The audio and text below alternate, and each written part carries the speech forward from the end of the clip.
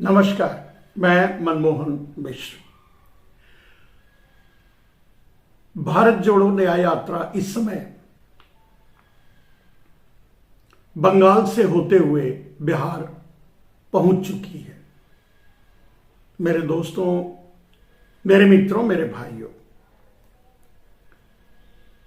आप इसको किस तरह से देखते हैं ये मैं नहीं जानता, लेकिन मैं जिस तरह से, जिस निगाह से, जिस सोच से इसे देखता हूं वो आप तक पहुंचाने की कोशिश करूंगा मात्र कुछ मिनट में।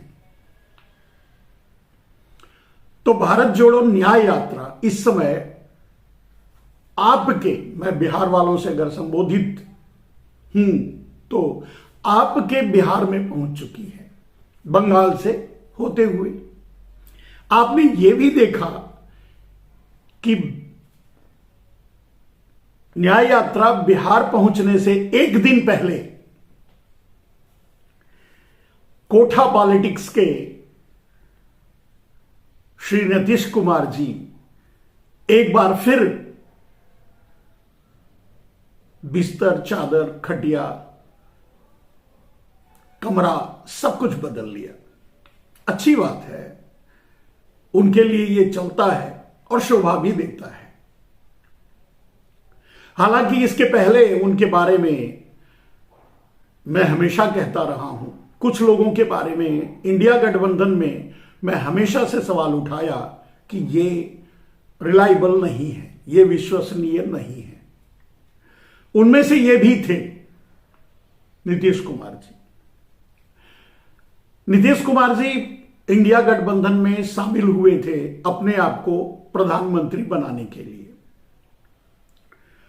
जो कि संभव नहीं था क्योंकि वो इस काबिल है ही नहीं। देश की आम जनता इंडिया गठबंधन अगर मान भी लेता तो मैं समझता हूं कि देश की आम जनता इसे स्वीकार नहीं करती। इतनी बार पलट चुके, इतनी बार गुलाटी खा चुके, इतनी बार सगाई रचा चुके, इतनी बार तलाक ले, मैं राजनीति की बात कर रहा हूं, तलाक ले चुके, इतनी बार शौहर बदल चुके, इतनी बार प्रेमी बदल चुके या प्रेमिका बदल चुके, चाहे जो भी कह लीजिए। नीतीश कुमार पर कौन भरोसा कर सकता है? कम से कम राजनीति में तो वो यही है। वैसे भी राजनीति में बहुत से ऐसे लोग हैं जो, जिनकी तुलना अगर वेश्याओं से की जाए तो वेश्याओं का अपमान होगा। उनका भी एक ईमान होता है। वो जिनसे वादा करती हैं, जिनसे पैसे लेती हैं, या जो भी उनका कमिटमेंट होता है वो उसे पूरा करती हैं। ये ऐसे हैं जो जिनसे वादा करते हैं, जिनसे लेते हैं सब कुछ, वोट, समर्थन या बहुत कुछ, उनकी सेवा भी ये नहीं दे पाते। तो उनसे भी इनकी तुलना करना गलत होगा।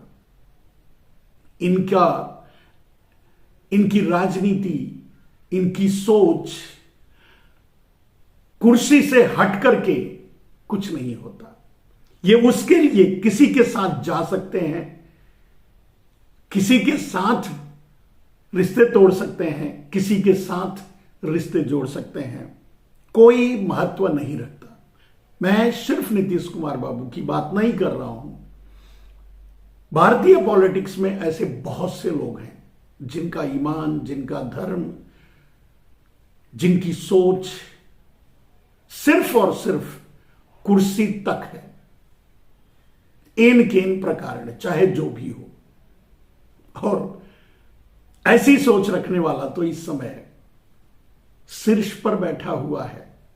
तो इन लोगों की बात क्या करें जो उनके कारिंदे या उनके, खैर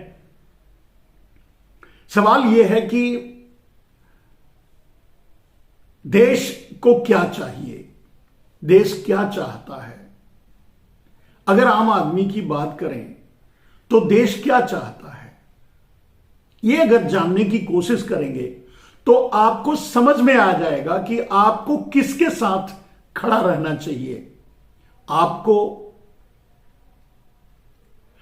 उस राम के साथ खड़ा होना चाहिए जो आपके लिए संघर्ष कर रहा है, यानी राहुल गांधी, जो आपके लिए लड़ रहा है, जो आपके लिए दर दर भटक रहा है, जो आपके लिए आपके दरवाजे पर आ रहा है, जो आपके लिए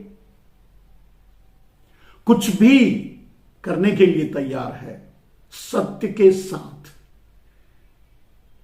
और एक तरफ मैंने कहा आप उस राम का साथ देंगे। मेरे दोस्तों, मैंने उन्हें राम की उपाधि इसलिए दी कि जो आपके लिए संघर्ष करता है वही राम होता है।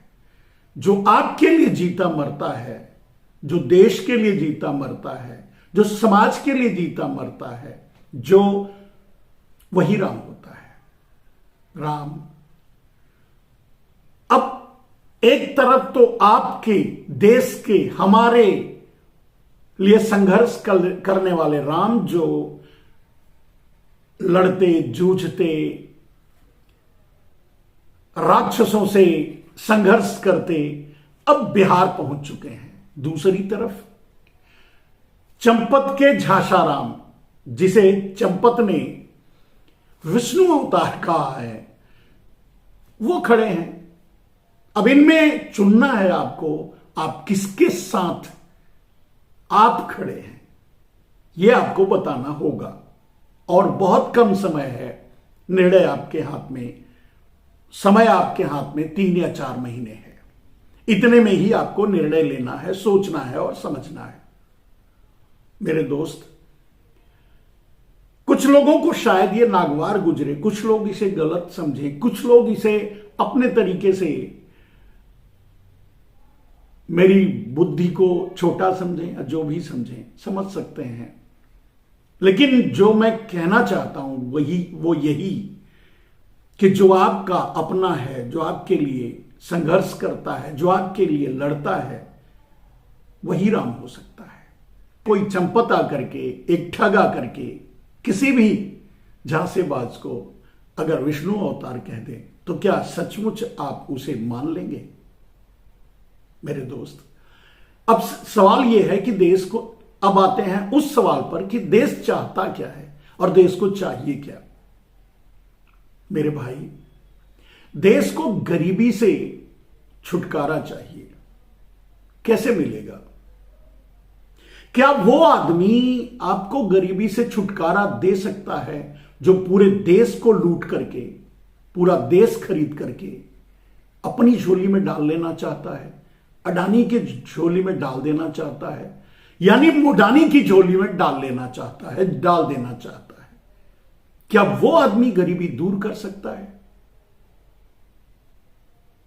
आपको क्या चाहिए? महंगाई से निजात।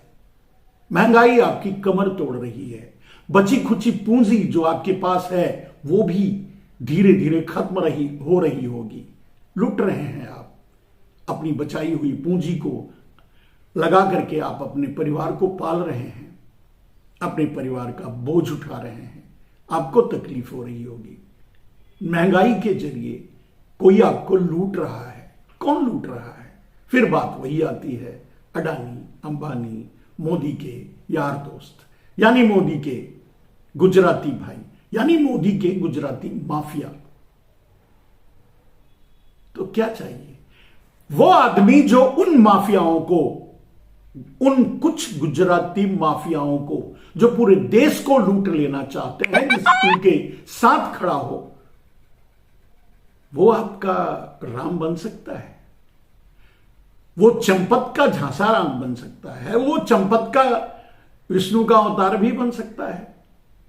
जब आदमी का विवेक मर जाता है तो ऐसे ही बोलता है, वो चंपत है।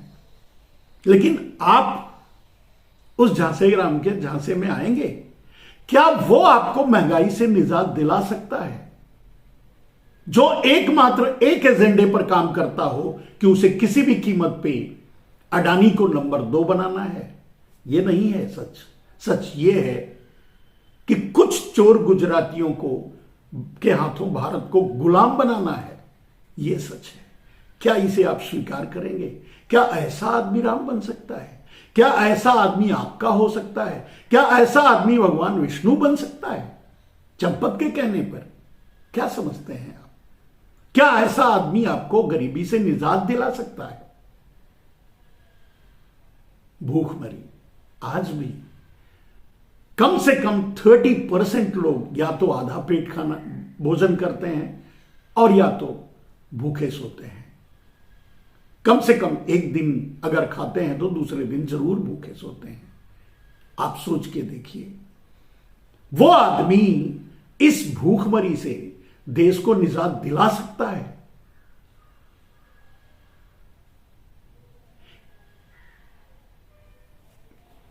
सोच के देखिए, क्या वो आदमी जो पूरे देश को लूटकर सेंट्रलाइजेशन कर रहा हो, पूरे देश के इंस्टीट्यूशन को अपने अडानी भाई को बेच रहा हो, या बेचना नहीं कहते, खरीदे कोई तब ना, वो खरीद थोड़ी रहा हो, तो मुफ्त में दे रहा है। क्या ऐसा आदमी देश की गरीबी दूर कर सकता है? लोगों की भूख मिटा सकता है? वो आपका विष्णु बन सकता है? सोच कर देखिए। आपको आपके लिए संघर्ष करने वाले, आपके लिए अपनी क्षमता से लड़ने वाले राम की जरूरत है या झांसा राम की जरूरत है, जो आपसे झूठ बोलता है, आपको सपने दिखाता है, आपको आपके सामने आता है तो लंबी लंबी फेंकता है या नौटंकी करता है? जो आदमी मुंह खोलता है तो बस झूठ झूठ और सिर्फ झूठ बोलता है, आपको बहलाता है, बरगलाता है, आपको दूसरी लाइन पे ले जाता है, आपका इस सवाल का हल नहीं ढूंढता, गरीबी का, बेरोजगारी का। आप सोच के देखिए, वो आदमी जो देश की सारी संपत्ति अडानी को दे देना चाहता हो या कुछ चोर माफियाओं, गुजराती माफियाओं के कब्जे में दे देना चाहता हो, वो आपकी बेरोजगारी दूर करेगा? सोच के देखिए। आज देश के युवा अपनी जान दे करके रोजगार पाना चाहते हैं, 2 पैसे कमाना चाहते हैं, इजराइल जाने के लिए तैयार हैं युद्ध क्षेत्र में, बिना बेरोजगारी के। यानी बेरोजगारी है। यह बेरोजगारी कौन लाया मेरे दोस्त? आपका झांसा राम, जो मंदिर के नाम पे आपसे वोट मांगेगा, जो हिंदू मुसलमान के नाम से आपसे के नाम पे आपसे वोट मांगेगा, लेकिन आपको रोजगार नहीं देगा। दे भी कैसे सकता है?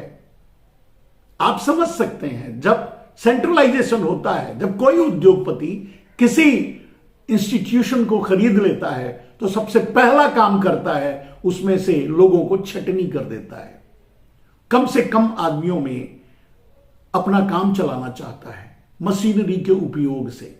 उसका लाभ आपको तो नहीं मिलेगा, उस मजदूर को तो नहीं मिलेगा जो वहां से निकाला गया है।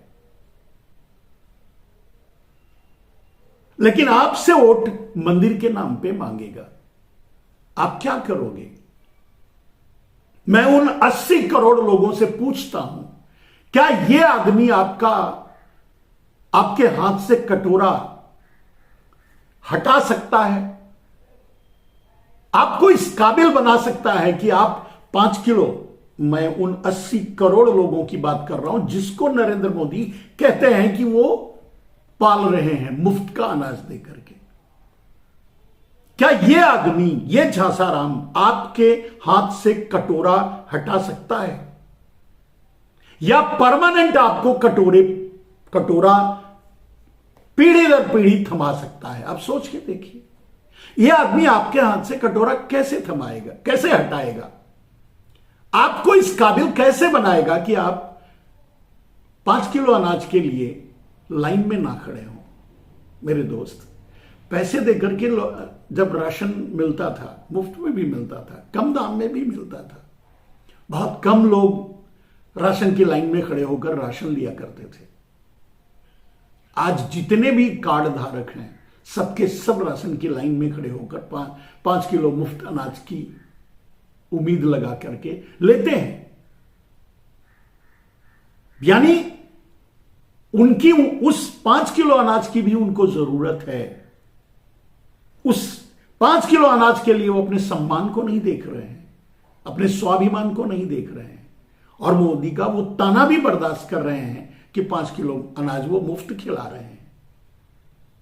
सोच के देखिए, क्या ये आदमी आपको 5 किलो अनाज से मुक्ति दे सकता है भीख मांगने से, या परमानेंट पीढ़ी दर पीढ़ी आपके हाथ में कटोरा थमा सकता है? प्लान तो ऐसा ही है, काम तो ऐसा ही कर रहा है। अगर आप समझ लीजिए, प्राइवेटाइजेशन बेरोजगारी का सबसे की फैक्टर है, और वो बहुत सादी सी बात है। किसी कंपनी में अगर 4,000 आदमी काम करते हैं, प्राइवेटाइजेशन होने के बाद वो उद्योगपति वो 400 में आदमी काम करवा लेगा मशीनों के जरिए, तो 3,600 आदमी को निकाल देगा। वो 3,600 आदमी कहां जाएंगे? राम मंदिर के सामने कटोरा लेकर भीख मांगेंगे। और कितने आदमी राम मंदिर के सामने पकौड़ा बेचेंगे? वहां भी पकौड़ा बेचने के लिए आपको जगह चाहिए। वो भी सब चप्पा चप्पा मोदी अडानी को बेच चुके हैं। कहां आपके लिए जगह छोड़ा गया है? भारत के जितने भी बिजनेस हैं, व्यापार है, उद्योग हैं, इंडस्ट्री है, कंस्ट्रक्शन है, इंफ्रास्ट्रक्चर है, सब में गुजराती माफिया घुसे हुए हैं। कुछ गुजराती माफिया में, सारे गुजराती तो बेचारे वो भी भूख से मर रहे हैं। कुछ गुजराती माफिया जो नरेंद्र मोदी के दोस्त हैं, जिनके लिए नरेंद्र मोदी कहते हैं सबका साथ सबका विकास। सबका मतलब होता है अडानी अंबानी या कुछ गुजराती माफिया, बस वही है उनका सबका, बाकी तो नहीं है। तो चलिए, गरीबी के बारे में बताया, बेरोजगारी के बारे में बताया, महंगाई के बारे में बताया। मैंने बताया कि महंगाई कैसे कम हो सकती है, देश की लूट के बारे में बताया। मेरे दोस्त, देश के हर इंस्टीट्यूशन को अगर मोदी और अडानी यानी मोडानी अपने कब्जे में कर लेंगे, तो आप चाह करके भी कभी मोदी को हटा सकते हैं, यानी अडानी को पीछे धकेल सकते हैं, या अडानी से अपना हक मांग सकते हैं, या कभी भी आपको इस कटोरे से निजात मिलेगी, भीख वाले कटोरे से? सोच के देखिए। फिर आप किसके साथ हैं, आज ये आपको तय करना पड़ेगा।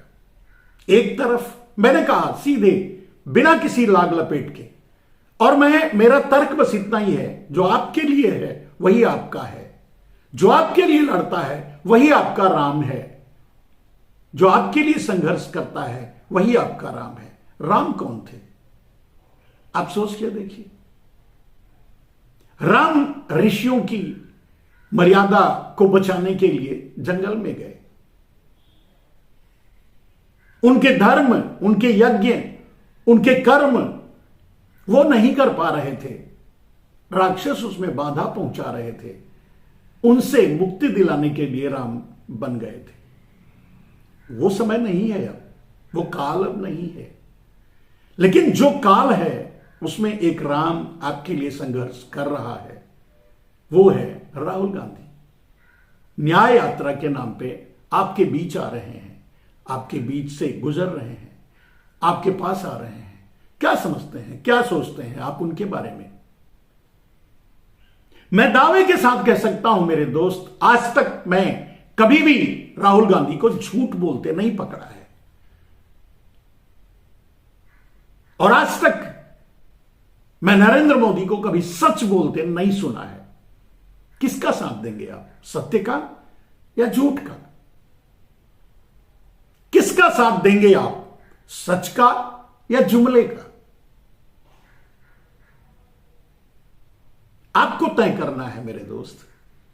ये आपका निर्णय है। इस बीच ऐसे बहुत से कोठा पॉलिटिक्स करने वाले, यानी नैतिकता को बेच खाने वाले, यानी नीतीश कुमार जैसे लोग बहुत से मिलेंगे जो आपको बरगलाएंगे, भ्रम में डालेंगे, यहां से वहां ले जाएंगे, वहां से यहां भटकाएंगे। आप सोचिए, आप वोट देते हो उम्मीद करके, उन्हें सत्ता में पहुंचाते हो अपने कुछ, अपनी गरीबी, अपना दुख दर्द दूर करने के लिए, और वो आदमी अपनी कुर्सी के लिए अगर हर रात एक नए साथी की तलाश में निकलता है, वो आपके लिए क्या करेगा? मैं सिर्फ नीतीश की बात नहीं कर रहा हूं, मैं उन सभी लोगों की बात कर रहा हूं जिनको यह बात समझ में नहीं आ रही है, जो दूर खड़े रहते हैं, लड़ते रहते हैं, तब तक तो उन्हें समझ में आता है कि नरेंद्र मोदी गलत है। ये जो बातें मैंने कहा, सारी बातें आपके सामने रखी, वो सही लगती हैं, लेकिन जैसे ही उनके पास चले जाते हैं, उनकी गोंद में बैठ जाते हैं, उनके झांसे में आ जाते हैं, तैसे ही खैर। एक वेश्या भी अपने आप को सती सावित्री ही समझती है और साबित भी करने की कोशिश करती है। एक वेश्या को आप वेश्या कह के देखो, मुंह तोड़ देगी। तो इन झांसे रामों को आप झांसे राम कहोगे, इनको तकलीफ तो होगी। कहो मत, बोलो मत, समझो।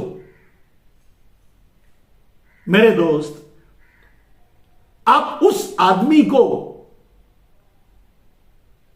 विष्णु मानोगे, अवतार मानोगे, जो आदमी 700 किसानों को मार डाला सड़क पर बिठा करके, और बाद में 2 शब्द गलती हो गई कह करके बच गया। अगर भारत में कानून एक होता हमारे और उसके लिए, तो वो कहां होता, आप अंदाजा लगाइए। आपके नाम से कोई चिट्ठी लिखकर अगर आत्महत्या कर ले तो आपको पहले जेल में डाला जाएगा, फिर आपसे बात की जाएगी। न जाने कितने लोग। मेरे दोस्त, उस आदमी के कदमों के नीचे लाशों का अंबार लगा है। शायद आपके पास वो दृष्टि नहीं है जिससे आप वो देख सकें, हो सकता है। लेकिन जब आप गंभीरता से, गहराई से एक बार ठहर कर सोचेंगे, देखने की कोशिश करेंगे, सोचने की कोशिश करेंगे, तो आपको दिखाई देगा वो लाशें। और इतनी लाशों पर खड़े आदमी को आप भरोसा कर लेंगे, आप उसको विष्णु मान लेंगे। मेरे दोस्त, 80 करोड़ लोगों के हाथों में कटोरा थमाने वाला भगवान हो सकता है? आप सोच के देखिए। और इसलिए नहीं कि देश की परिस्थिति ऐसी है, इसलिए कि वो सब चाहता है कि पूरे देश की संपत्ति लूटकर कुछ गुजराती माफियाओं को दे दिया जाए। बस इसके लिए आगे से ये देश कभी डचों का, कभी फ्रांसीसियों का, कभी जर्मनों का, कभी पुर्तगालियों का, कभी मुगलों का गुलाम रहा है, आगे कुछ गुजराती माफियाओं का गुलाम रहे। इस मिशन पे जो काम कर रहा है, आप उसे भगवान मानेंगे? चंपत राय भले ही उन्हें विष्णु का अवतार कहे, क्या आप भी? ये मैं आपके विवेक पर छोड़ता हूं कि उस आदमी को आप क्या देखते हैं, क्या सोचते हैं। लेकिन जो मैं देखता हूं, जो मैं सोचता हूं, वो मैं आपसे कह रहा हूं। आप उसे समझ पाएंगे या नहीं समझ पाएंगे नहीं जानता, लेकिन आज आपको एक झांसाराम, झूठ बोलने वाला, जुमलेबाज, आपको लूटने वाला, आपसे ठगी करने वाला, हर कदम पर झूठ बोलने, उस आदमी के साथ खड़े होंगे, या आप उस आदमी के साथ खड़े होंगे जो आपके लिए लड़ रहा है? चंपत के कहने पर झांसाराम को आप विष्णु का अवतार मानेंगे, या आपके लिए संघर्ष करने वाले, पैदल चल करके आपके बीच आने वाले राम को राहुल गांधी को आप राम मानेंगे, यह आपके ऊपर है। बहुत बचपन में मैंने एक कहावत सुनी थी, जे पति पाले वो है नरेशा। तो जो आपके लिए लड़े, जो आपके लिए संघर्ष करे, जो आपकी रक्षा करे, जो इस राष्ट्र के लिए लड़े, इस देश के लिए लड़े, इस देश की रक्षा करे, देश के सम्मान की रक्षा करे, वही आपका नरेश है, यानी वही आपका राजा है, यानी वही आपका सब कुछ है, वही आपका भगवान है। यूं तो आप खुद भगवान हो, हर इंसान भगवान है, हर इंसान में भगवान है, हर इंसान खुद में भगवान है, इंसान ही भगवान है। वो भगवान नहीं है जिसे इंसानों ने बनाया है, वो खुद भगवान है। जब उसको करीब से झांकने की कोशिश करोगे, देखने की कोशिश करोगे, लेकिन वो आपको महलों में नहीं मिलेगा, झूठ बोलते नहीं मिलेगा, ठगी करते नहीं मिलेगा। वो भगवान आपको जुमलेबाजी करते हुए नहीं मिलेगा, वो भगवान आपका लूट करके किसी और को देते हुए नहीं मिलेगा। वो भगवान आपके लिए संघर्ष करता हुआ मिलेगा, आपके लिए लड़ता हुआ मिलेगा। वो भगवान आपके लिए अनाज पैदा करता हुआ खेतों में मिलेगा। वो भगवान आपके लिए कुछ सामान बनाता हुआ किसी मिल फैक्ट्री में मिलेगा। वो भगवान मजदूरी करता हुआ मिलेगा। वो भगवान आपको झोपड़ियों में मिलेगा, गरीबी में मिलेगा, भूखा मिलेगा। वो भगवान वही मिलेगा, वही भगवान है। वो नहीं जो आपको ठगता है, आपसे झूठ बोलता है, आपको बरगलाता है, आपसे कहता कुछ और है और करता कुछ और है। वो भगवान नहीं हो सकता। वो चंपत का विष्णु अवतार हो सकता है, लेकिन आपका राम तो आपके लिए जो दर दर भटकेगा वही है। इसीलिए मैंने सीधे बिना किसी लाग लपेट के बात कही कि आपका राम वही है, यानी राहुल गांधी। अगर आप साथ देंगे तो आदमी आपके लिए लड़ सकता है।